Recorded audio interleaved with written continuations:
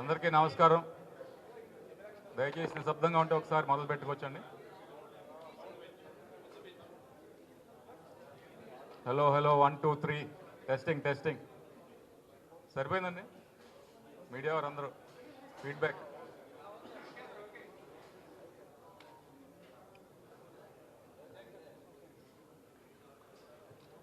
అందరికీ నమస్కారం అండి. ఈ రోజున తూర్పుగోదావరి జిల్లా కూటమి పార్టీలందరి తరపున మంత్రివర్యులు దుర్గేష్ గారి ఆధ్వర్యంలో ఈ ప్రెస్ మీట్ ఏర్పాటు చేయడం జరిగింది. చేసినటువంటి కూటమి నాయకులకు, మీడియా సోదరులందరికీ కూడా ధన్యవాదాలు. ఈ ప్రెస్ మీట్ ఏర్పాటు చేసినటువంటి ముఖ్య కారణం ఏమిటంటే, నిన్న కౌన్సిల్లో మన శాసన మండలిలో జరిగినటువంటి సంఘటన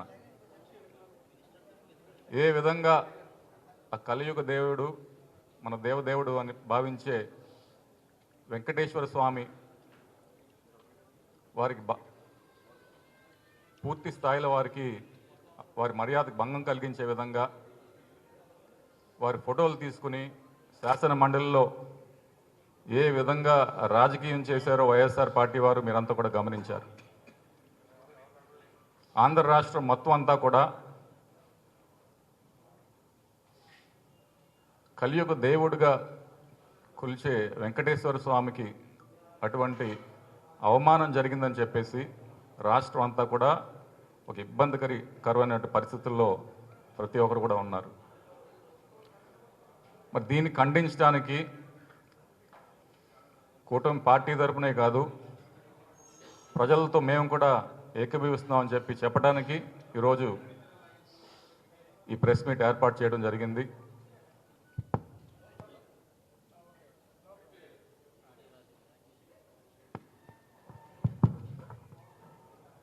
మీరు గమనించినట్లయితే ఈ సంఘటన ఒక ఐసోలేటెడ్ ఇన్సిడెంట్గా, అంటే విడిగా చూడవలసిన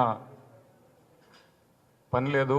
దీన్ని ఒక క్రమబద్ధంలో ఏ విధంగా సనాతన ధర్మం పైన, హైందవ సంస్కృతి సాంప్రదాయాలపైన వైఎస్ఆర్ పార్టీ వారు ఏ విధంగా వీటన్నిటి కూడా ధ్వంసం చేయాలని చెప్పి ఒక ప్రణాళిక ప్రకారంగా ముందుకు వెళ్తుందనే అనుమానం ఈవేళ ప్రజల్లో రేకెత్తించింది. ఈ సంఘటన ముందు మీరు చూసినట్లయితే అనేక సంఘటనలు, ముందుగా కల్తీ నెయ్యి విషయం, ఏ విధంగా పూర్తి స్థాయిలో మన సిట్టు నివేదికలో వారు ప్రవేశపెట్టినటువంటి ఛార్జ్ షీట్లో అసలు ఈ నెయ్యిలో నెయ్యే లేదు, కృత్రిమంగా కెమికల్స్ ద్వారా తయారు చేసినటువంటి నెయ్యి అని చెప్పి ఛార్జ్ షీట్ ఫైల్ చేస్తే దాన్ని క్లీన్ చిట్గా చూపించే దౌర్భాగ్యం ఈరోజు మన రాష్ట్రంలో చూసాం. క్లీన్ చిట్టు, ఛార్జ్ షీటు తేడా తెలియనటువంటి పార్టీ ఏదైనా ఉందంటే అది వైఎస్ఆర్ పార్టీ. ఈవేళ అభియోగ పత్రాన్ని ఎంత అక్రమాలు జరిగినాయి, 250 కోట్లు దోపిడీ జరిగిందని చెప్పేసి వారు నివేదిస్తే అసలు ఏ తప్పు జరగలేదు, క్లీన్ చిట్ ఇచ్చేశారని వీరు చెప్పుకునే వైనం ఒక్కసారి ప్రజలంతా కూడా గమనిస్తున్నారు. అంతకుముందు పరకామణి సంఘటన చూసాం. ఏ విధంగా వైఎస్ఆర్ పార్టీ వారు రాజకీయాలు నడిపారో, వ్యవహారం నడిపారో మనమంతా కూడా గమనించాం. అంతకుముందు కూడా ఏ విధంగా రామతీర్థంలో ఉన్నటువంటి ఆలయాల్లో దాదాపు 300 ఆలయాల్లో ఆ గడిచినటువంటి ప్రభుత్వం 5 సంవత్సరాల్లో 300 పైగా ఆలయాల్లో అనేకమైనటువంటి దుశ్చర్యలు మనం చూసాం, కంప్లైంట్స్ పెట్టినవి.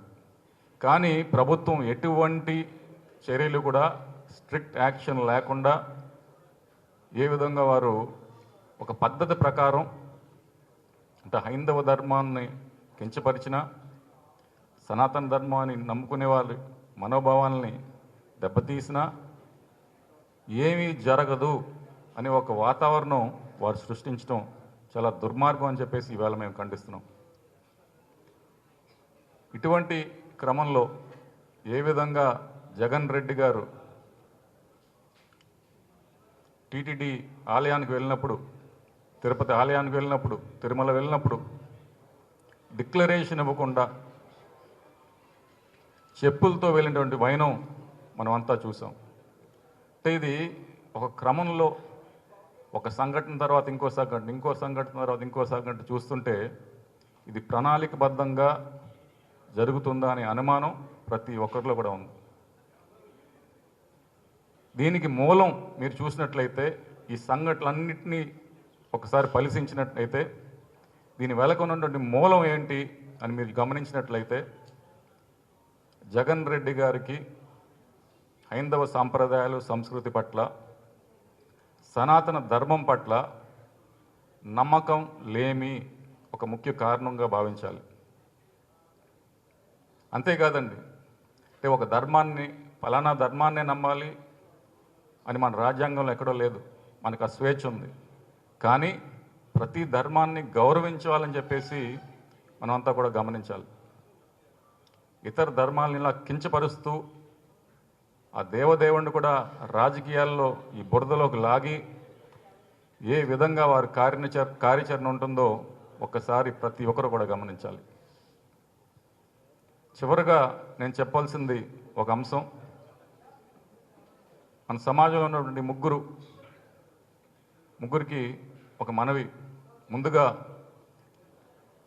హైందవ ధర్మాన్ని నమ్మేవారికి, సనాతన ధర్మాన్ని నమ్మేవారికి ఇది మేల్కొల్పు. ప్రతి ఒక్కరు కూడా స్పందించాలని చెప్పేసి కోరుతున్నాం. రెండోది, ఏ ధర్మాన్ని నమ్మినా సామాన్య ప్రజలు ప్రతి ఒక్కరూ కూడా ఇటువంటి రాజకీయాలు, నీచ రాజకీయాలని మీరంతా కూడా ఖండించాలని చెప్పేసి సామాన్య ప్రజలందరికీ, ఏ మతం నమ్మినా, ఏ ధర్మాన్ని నమ్ముకున్న వారైనా ప్రతి ఒక్కరు కూడా స్పందించాలని చెప్పేసి ఈ సందర్భంగా కోరుతున్నాం. మూడోది, జగన్ రెడ్డి గారికి నమ్మకం ఉండకపోవచ్చు, కానీ మిగతా వైఎస్ఆర్సీపీ నాయకులు, కార్యకర్తలు వీరంతా ఉన్నారు కదా. మీరు చాలామంది హైందవ ధర్మం నమ్మిన వారు ఉంటారు కదా.